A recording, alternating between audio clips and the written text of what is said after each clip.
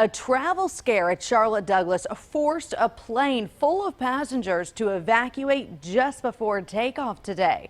Crew members rushed people off the plane as the FBI and CMPD spent hours investigating after a security scare. Where are we going? I'm not sure yet. We have to get your deputy representative. Every passenger had to be re-screened right on the tarmac.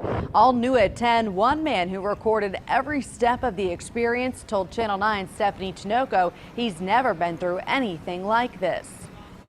This is going to be a long video. It was supposed to be a 9:43 a.m. departure, Charlotte to JFK.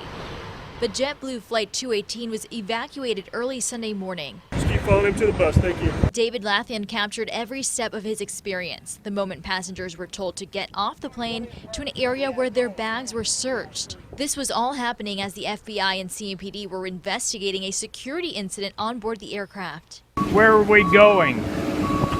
I'm not sure yet. We have to get your deputy representative. We were on that plane, I would say, close to an hour because they knew about it when they stopped that plane. He said it got more uncomfortable as the day went by. There's a lot of confusion, and I think that there's some aggravation the way that it was handled and a little anxiety. On this line, yep. If you have any personal belongings, place them in front of you. Latham says it was a first for him and many others, if not all passengers. Then they had us line up and get arms length apart, had our luggage sitting down in front of it, and checked us out with the dogs. You understand? Come up, grab your bags, spread your arms out. It's going to give the dogs more space to walk in between the bags. And it was crazy. You know, just the whole 9 yards was crazy.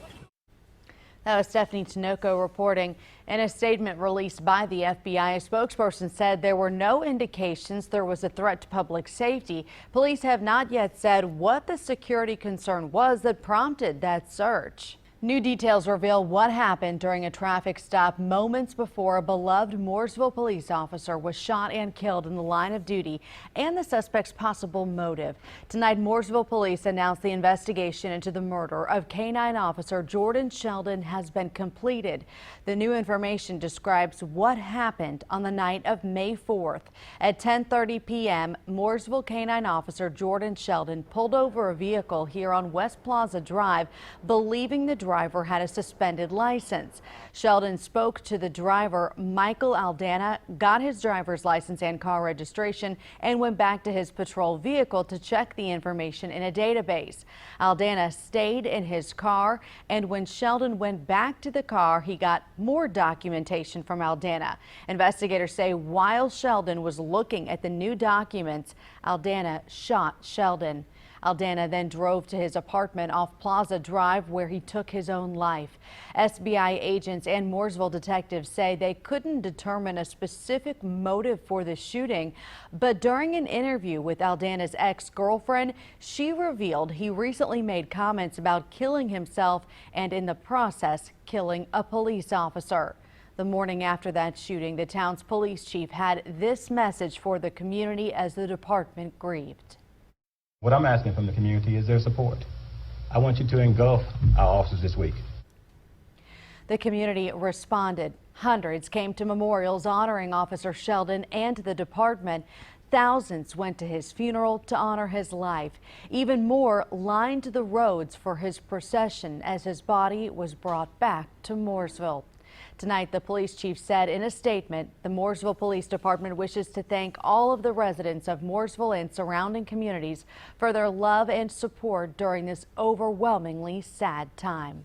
A man is in jail tonight accused of setting fire to several cars at an apartment complex in North Charlotte. The early morning fire happened at the Somerset Apartments on Tara Lane.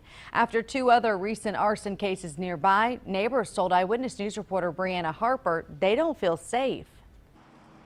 A broken car door, missing side mirror, and an engine burnt to a crisp. This car is now barely recognizable after police say someone set it on fire. It all happened in the middle of the night, but thankfully no one was hurt. People targeted certain people but they're not thinking about how it affects everybody, and I'm not with that. The fire appeared to start at one car, then spread to other parked cars nearby. Police say after the fire was set, the suspect took off and crashed his own car. Officers arrested 26-year-old David Hudson, charging him with hit and run and burning personal property. I don't like all the random fires. It's just dangerous. And this isn't the first time this area has seen a recent case of someone setting a fire on purpose.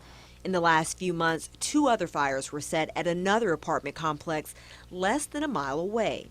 Investigators haven't said Hudson is connected to the other fires. Now, stuff going on over here, that's kind of scary. It's close to home. Police have not said why Hudson started the fire this morning, yet still neighbors I spoke to say all of these nearby fires are making them fear for their own safety. If you're not safe in your own community, what can you do? That was Brianna Harper reporting. While there is significant damage to the cars in the parking lot, the good news is the fire did not spread to the apartment buildings just feet away.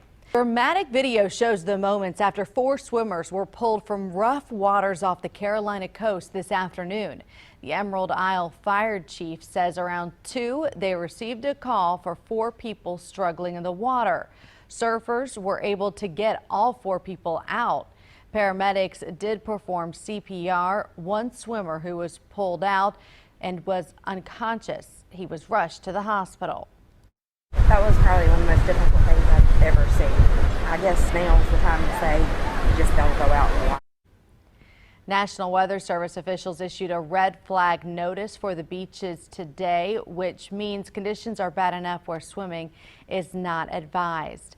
This has been a deadly year along the coast. 5 people have drowned along the Carolina coast in the past couple of weeks. 2 teens drowned in Emerald Isle before a Camp Lejeune Marine also lost his life. Earlier this week, 2 people drowned at a beach in Atlantic Beach.